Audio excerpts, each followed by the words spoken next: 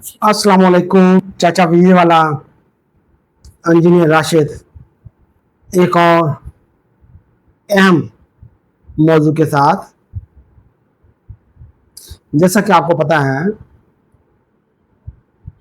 वो एक साल पहले सऊदी हुकूमत ने नेफटेक सिस्टम शुरू किया। पहले चंद ट्रेड इसमें आए, उसके बाद उन ट्रेड्स में जो जो यहाँ पे फैसिलिटीज़ और ट्रेनिंग सेंटर्स और टेस्ट सेंटर्स में इजाफा होता गया, वो ट्रेड भी वहाँ पे बढ़ते गए। हम प्रमोटर हजरात ने, हमारे वर्कर्स ने, हमारे सब एजेंट्स ने इसको पहले सीरियस नहीं लिया। हम भी पहले भाई ये इसको हुकूमत से कहें जी ये ख़त्म करो। मैंने उस वक्त भी कहा था कि ये ख़त्म नहीं होगा, क्योंकि लोग चाहते हैं कि उनके मुल्क में जो लोग आए वो प्रोडक्टिव हों, अपने काम में माहिर हों, जिस फील्ड में आ रहे हैं वो काम जानते हों। हमने भी बेलचा चलाने वालों को शावल ऑपरेटर बना के भेज दिया करते थे।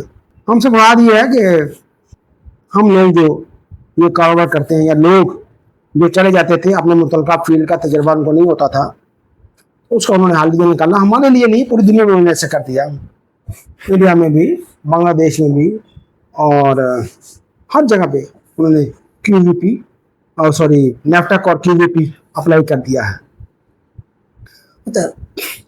अब हमारी सोच जो है वो ये थी, अच्छा हम लिस्ट ढूंढते थे कि कौन कौन से ट्रेड जो हैं वो अभी नेफटेक में नहीं है, इसका मुकाला बुला दो। लोग जो आज़ाद वीज़ा जो कि वैसे ही गैर कानूनी है, उसकी कोई सनद नहीं है, तो उसके लोग कहते हैं जी हमें वीज़ा मंगवाना है जी, बच्चा ने जाकर वहाँ पे ट्राई करनी नौकरी के लिए। तो लोग जो मंगवाते थे वो कहते अच्छा यार ये ट्रेड मंगवा लो। उसमें एक काफ़ी ट्रेड थे, लोडिंग अनलोडिंग, वो भी नेफटेक में चला गया, उसका भी नेफटेक लाजमी है। अब एक ट्रेड रह गया था क्लीनिंग वर्कर्स का। क्लीनिंग वर्कर्स का तो लोगों ने धार वीज़े जो है ना क्लीनिंग वर्कर्स के मंगवाने शुरू कर दिए वकाले।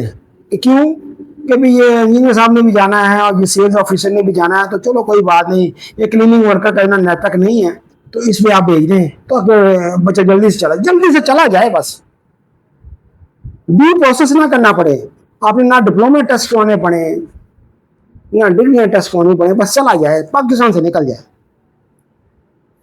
तो अब ये क्लीनिंग वर्कर जो है, ऑफिस और मेंटेनेंस क्लीनिंग वर्कर्स वगैरह, ये सारे ट्रेड भी आपके नेफटेक में आ गए हैं।